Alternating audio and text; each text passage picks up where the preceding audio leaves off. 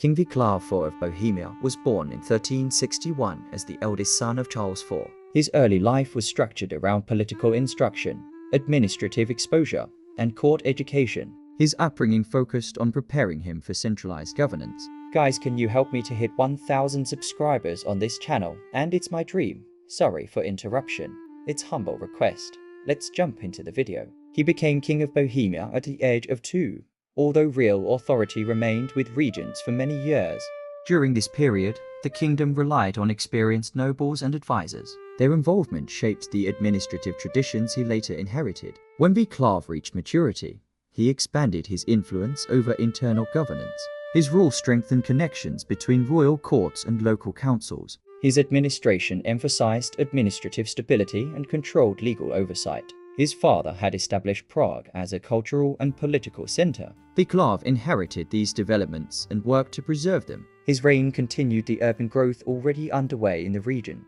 Prague experienced infrastructural expansion during his time. Investments in bridges, watchtowers, and defensive walls supported increasing trade activity. These developments improved transportation routes into the city. Under his authority, Prague continued functioning as a major center of the Holy Roman Empire. Although imperial tensions existed, Vaclav still maintained influence over regional political structures. His diplomatic strategies prioritized maintaining the kingdom's autonomy. His court attracted scholars, clerics, and administrators. This resulted in the continued production of official manuscripts and legal documents. It contributed to the preservation of the kingdom's bureaucratic history. Vaclav inherited a well-developed taxation system. He maintained consistent revenue collection without significantly altering its structure. Stability in fiscal policy minimized economic disruptions during the early years of his rule. Prague's guilds expanded during his reign, guided by regulations approved by the royal administration. These guilds oversaw production standards and commercial practices. Their authority helped regulate the city's economic life. The king relied on regional nobles to maintain order across the kingdom. His administration often delegated authority to landholding families. This system allowed the crown to govern large territories with limited direct intervention. Judicial procedures continued to follow established Bohemian legal traditions. Vaclav endorsed the use of written legal decisions to maintain uniformity. This helped reduce disputes between local courts and royal officials. His reign aligned with the broader trends of medieval European governance. Bureaucratic centralization, urban development, and regulated trade were common across many kingdoms. Bohemia adopted similar approaches under Vaclav's oversight. Prague's architecture evolved during his rule with expansions to fortifications and civic buildings. These changes reflected the city's growing population and administrative needs. They supported daily operations within the capital. The king maintained relationships with religious authorities in Prague. Churches and monasteries continued receiving royal support. These institutions contributed to education, manuscript preservation, and administrative literacy. Vaclav managed foreign relations with surrounding kingdoms. He conducted negotiations focused on avoiding territorial conflicts. Maintaining stable borders contributed to internal order. During his rule, Prague remained a major trade center in Central Europe. Goods moved through its markets from surrounding regions. The king ensured that trade routes remained protected and monitored. Royal patrols and guards were stationed along major roads leading into the city. Their role was to prevent disruptions to merchant travel. Consistent enforcement of road security increased commercial reliability.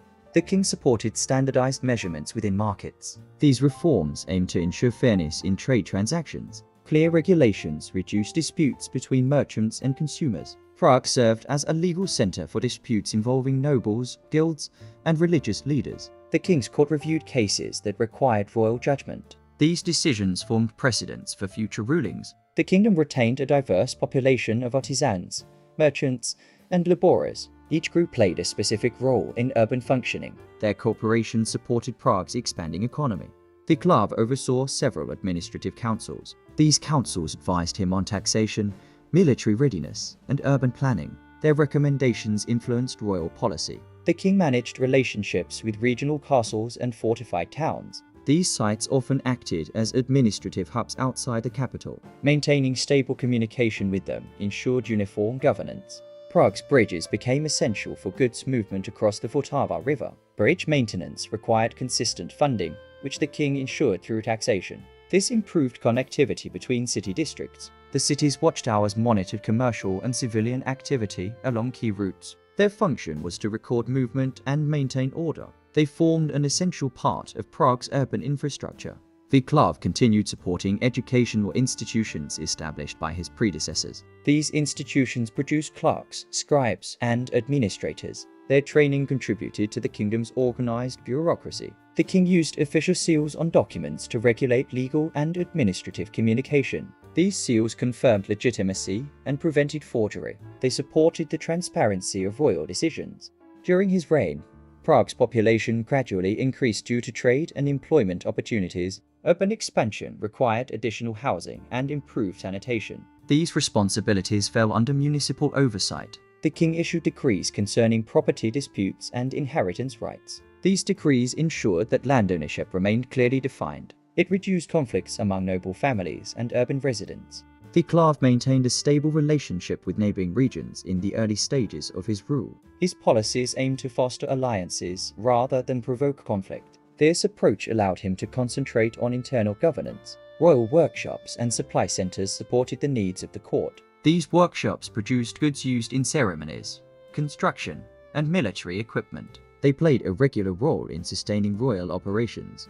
The king's treasury managed income from taxes, trade fees, and mining operations. Mining, particularly silver extraction, remained a significant revenue source for Bohemia. It contributed to long-term financial stability. Václav continued the administrative model developed by his father. This model relied on written instruction, delegated authority, and trained officials. It provided predictable governance across the kingdom. The royal household included officials responsible for managing daily court activities. These roles ensured order, documentation, and record-keeping. Their duties supported smooth royal operations. The king frequently consulted advisors on matters concerning urban development. Their reports guided decisions on infrastructure, defense, and civic regulation. This system helped Prague maintain its prominence.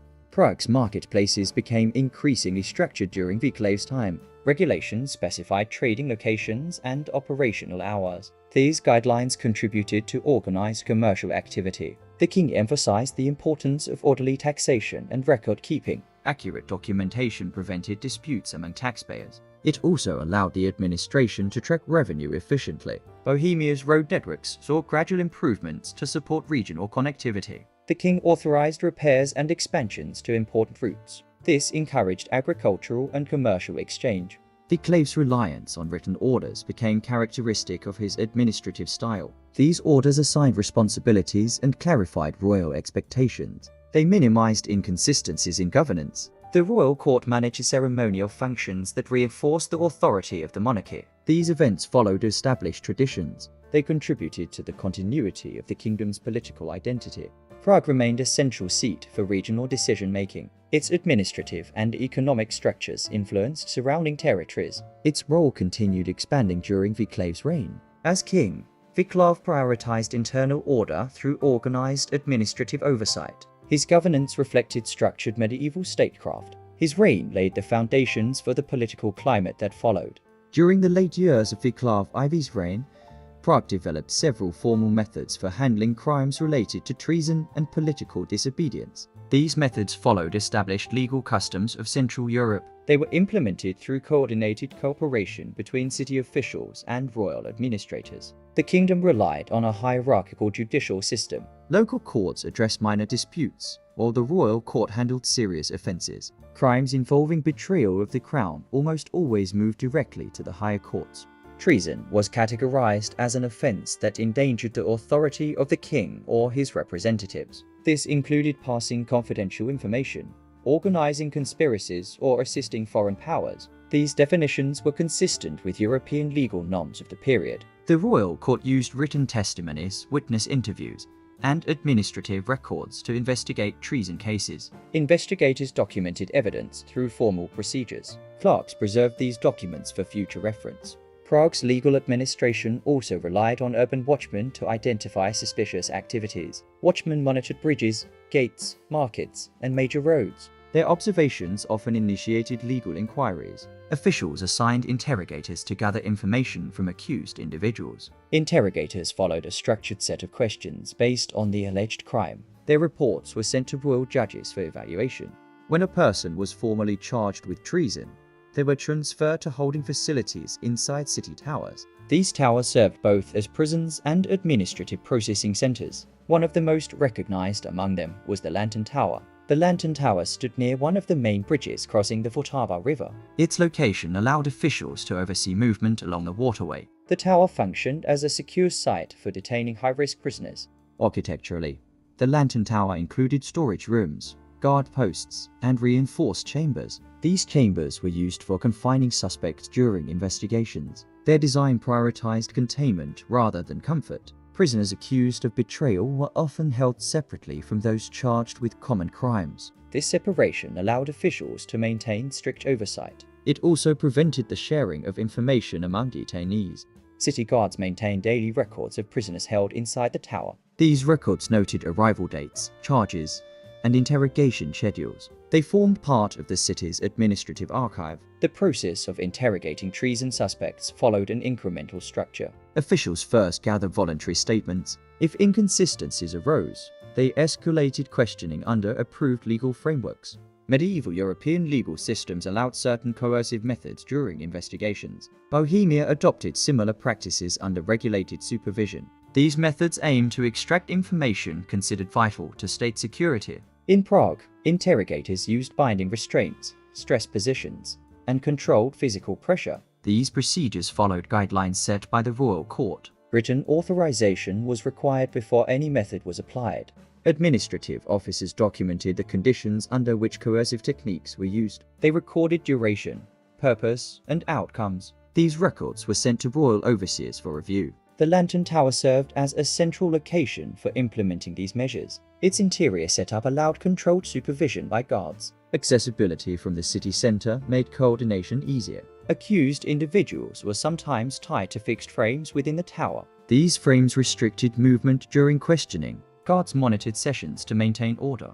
Judges evaluated confessions alongside other evidence. They compared statements from interrogations with reports from watchmen and officials. Their decisions determined the severity of sentencing. If someone was judged guilty of treason, their punishment aimed to reinforce public order. Authorities believed that visible consequences deterred similar offenses. This belief shaped the development of public display punishments. The Lantern Tower played a significant role in preparing prisoners for public penalties. The tower staff documented final orders, prepared chains, and coordinated transport. Their responsibilities ensured that executions proceeded according to official guidelines. One of the punishments associated with Prague during this period was the use of iron cages suspended along bridges. These cages were constructed by blacksmith guilds under official instruction. Each cage was designed to restrict movement and fully expose the prisoner.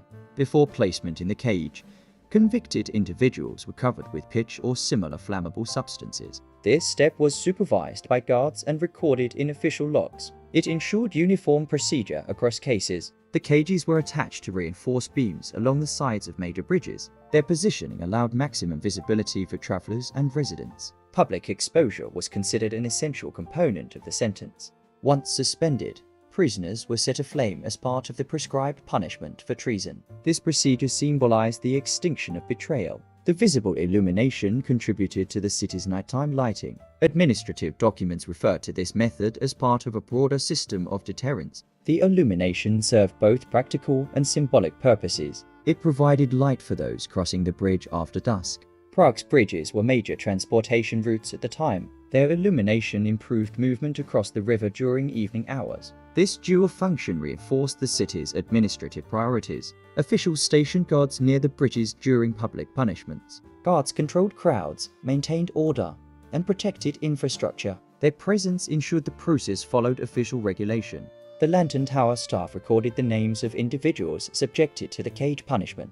These records included dates, charges, and final outcomes. They contributed to the continuity of historical documentation. City authorities viewed the Lantern Tower and cage system as part of the city's security strategy. Their use reflected broader concerns about political stability. The administration saw the deterrent value as outweighing its risks.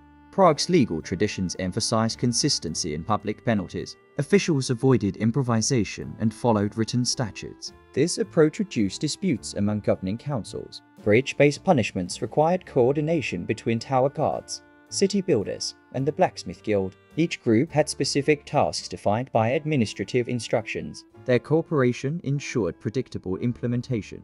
The Lantern Tower itself operated under a strict chain of command. The Tower Masters supervised guards, managed reports, and ensured compliance with royal decrees. This hierarchy supported efficient functioning. Royal inspectors occasionally visited the tower to review conditions. They evaluated documentation, treatment of prisoners, and procedural accuracy. Their assessments influenced broader policy decisions.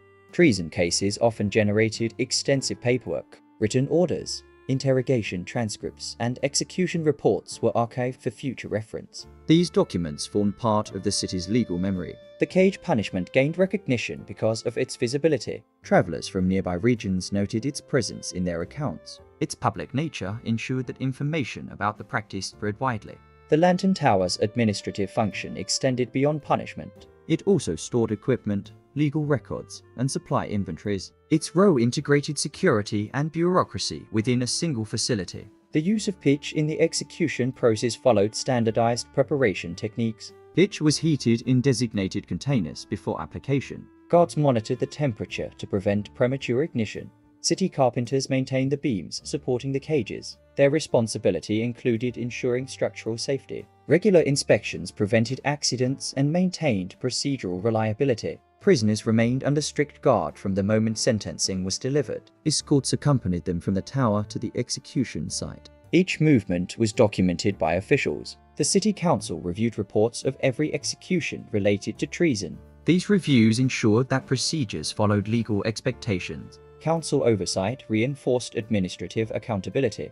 The Lantern Tower system represented the combined efforts of royal officials and city authorities. Its operation reflected Prague's approach to safeguarding political order. The structure remained an integral part of the city's punitive administration. As Prague advanced into the later phase of Václav Ivy's rule, administrative pressures increased across the kingdom. Local councils reported growing disputes among guilds, merchants, and regional nobles. These issues required significant attention from the royal court. The Lantern Tower system continued operating under established procedures. However, maintaining consistent oversight became more difficult as political tensions rose. Tower staff reported shortages in supplies and personnel. The increasing complexity of governance placed strain on administrative structures. Councils required more documentation and coordination. This expanded workload reduced the attention available for punitive operations. Public reaction toward the iron cage punishment gradually shifted. Some residents viewed the practice as disruptive to daily commerce along major bridges.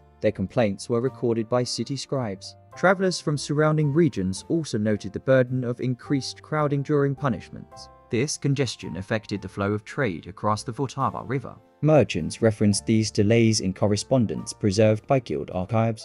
Royal advisors discussed modifications to bridge-based punishments. Their proposals aimed to reduce interference with transportation without altering legal authority. These discussions did not immediately change policy, but influenced administrative evaluations. Maintenance of the cages and beams required consistent labor from blacksmith and carpenter guilds. Reports indicated that repairs became more frequent as equipment aged. These repairs increased operational costs for the city. The storage rooms inside the Lantern Tower became insufficient for the growing volume of records and equipment. Officials requested additional space for archiving interrogation documents. Space limitations affected routine organization. Some interrogation methods faced scrutiny from council members who questioned their administrative efficiency. They suggested emphasizing written investigations over physical pressure. Their recommendations reflected broader shifts in European legal practices. The Lantern Tower guards reported increasing difficulty in managing detainees due to limited personnel. They cited concerns about extended interrogation schedules. Reduced staffing contributed to procedural delays. Royal inspectors noted inconsistencies in record-keeping during their visits. They instructed tower officials to update logs more regularly. These directives highlighted administrative challenges at the facility. The visibility of the cage punishment had originally served deterrent purposes. Over time, familiarity reduced its impact among residents. Officials documented a decline in public attention during executions. City builders raised concerns about the long-term strain placed on bridge structures by repeated installations of cages and beams. Their assessments led to recommendations for reducing mechanical stress. These concerns entered official planning documents.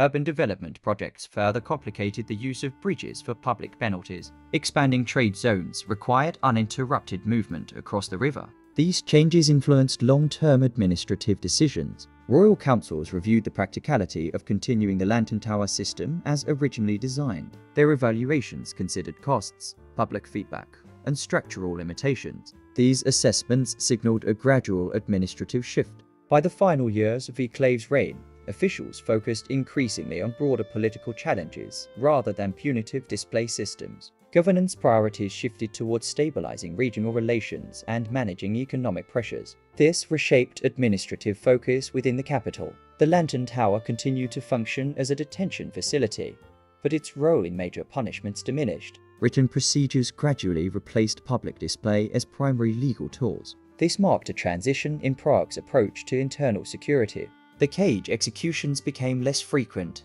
as authorities re-evaluated their necessity. Declining usage reflected both administrative caution and changing urban priorities. The system moved toward reduced visibility. The tower's remaining functions centered on record storage, guard operations, and temporary holding of suspects. Its administrative role persisted even as punitive practices evolved. This demonstrated continuity in the city's bureaucratic framework. Prague's legal administration increasingly adopted standardized documentation. This improved coordination across courts and councils. Written management replaced earlier reliance on public spectacle. As new governance methods developed, older systems like the Lantern Tower's execution process were gradually phased out. The shift aligned with broader European trends toward structured legal procedures. These changes marked the conclusion of its unique punitive role within the city.